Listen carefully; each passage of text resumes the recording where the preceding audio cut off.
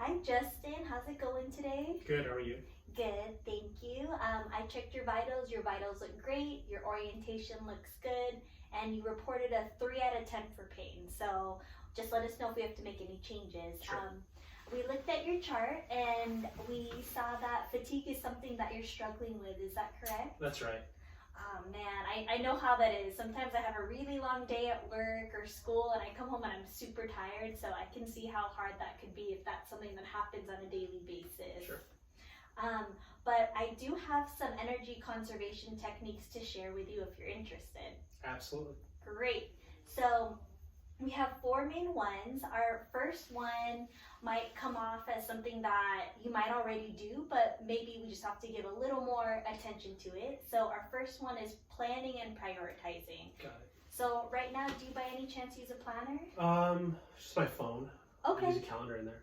Okay, so since that's something you already do, try going on your phone daily to write what you need to do down.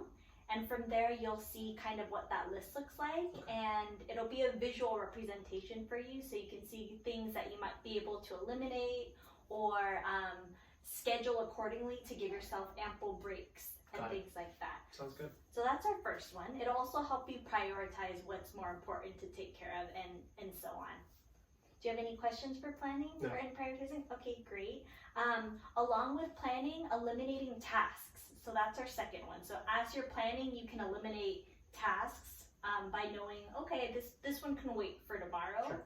You could also eliminate a task by changing how you do it. So for example, if your task is, I understand you have a family to feed, and on the weekends you take care of your family. So if you have a task such as feeding your family, and you normally would have been barbecuing for them and cleaning up, to eliminate all those tasks in between, you can actually go out and buy it from Lucille's, of course, as long as it's within budget. So Sure. that'll eliminate a lot of tasks for you. Sounds And good. help your energy. Any questions on that one? No. Okay, what were the 2 things so far? One begins with a P and one begins with an E. Planning Uh-huh. and eliminating. Eliminating tasks. Perfect. And I will give you this handout too. Okay. So I just wanted to make sure you're Sure. understanding. Great. Our last 2 are knowing your activity tolerance. So in terms of activity tolerance, it's just trying to figure out when you have the most energy and when you're really drained, and noting in your journal. So if you find that you have a lot of energy, let's say in the morning after, breathing, going for a very short walk, that's something to know. If you notice, wow, I'm really tired after doing, a long day of work and then having to take my kids to soccer practice, kind of seeing where you can tolerate, so we don't bring up a big onset of fatigue. Got if it. that makes sense. It does. Thank you. Okay, for sure. And then the last one is decreasing the required energy for a task. So let's say I know your favorite hobby is biking, Sure. mountain biking. And if, let's say, you're extremely tired and it's within budget to do so, decreasing energy for this hobby would be using an electric bike, so you don't have to pedal as hard. Got it. That makes sense.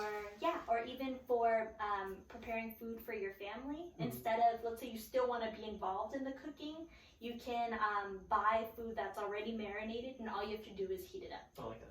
That sounds good. Perfect. Any questions on energy conservation techniques? No, so far so good. Okay, great. I have one more thing for you. It's called the spoon theory. I'll give you this little visual. So Got it. what it is, it helps you manage your time as well as your energy. And the basis is that we all have 12 spoons a day. We're going to try not to go over that. Okay. And with this, each task corresponds to a certain amount of spoons. Okay. So here you'll see getting out of bed is 1 spoon, and then going to work is a big old 4 spoons.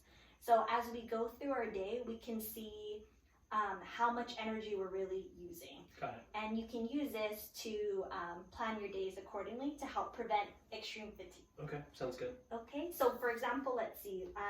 Today, if you woke up, showered, dressed, I'm guessing you walked your dogs? Yeah.